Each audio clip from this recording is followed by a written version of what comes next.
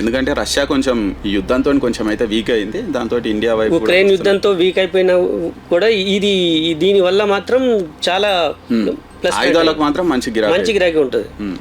అది ఓవరాల్గా అంటే ఈ ఆపరేషన్ తోటి అయితే ఇండియా ఏదైతే సంపూర్ణంగా సాధించింది, ఇది ఓన్లీ బ్రేక్ మాత్రమే. ఆల్రెడీ పీఎం మోడీ చెప్పినట్లు ఇది ఓన్లీ బ్రేక్ మాత్రమే. వాళ్ళు మళ్ళీ ఏమన్నా తోక జాడిస్తే ఈసారి కొట్టే దెబ్బ చాలా దారుణంగా ఉంటుందని కూడా ఆల్రెడీ ప్రధాని మోడీ అయితే వార్నింగ్ ఇచ్చారు. దాంతోపాటు ఇప్పుడు ఎవరైతే పాకిస్తాన్లో వాళ్ళు సంబరాలు చేసుకుంటున్నారో గెలిచినాం అని అదంతా ఉట్టి ప్రచారమే. ఎందుకంటే వాళ్ళ కొట్టిన దెబ్బలు మామూలుగా లేవు. మొత్తం ఈపంతా చింతపండు అయింది. కానీ ముందరికెళ్ళి నవ్వుకుంటా మాట్లాడుతున్నారు పాకిస్తాన్ వాళ్ళని కూడా ఆల్రెడీ సోషల్ మీడియాలో కూడా మనకు ట్రోల్స్ అయితే వస్తున్నాయి. సరే, ఓవరాల్గా యుద్ధం అనేది అందరికీ నష్టం. ఎందుకంటే మనం గొప్ప ఆర్థిక వ్యవస్థగా ఎదుగుతున్నటువంటి ఇండియాకు యుద్ధం వల్ల ఖచ్చితంగా లాస్ అనేది ఉంటుంది.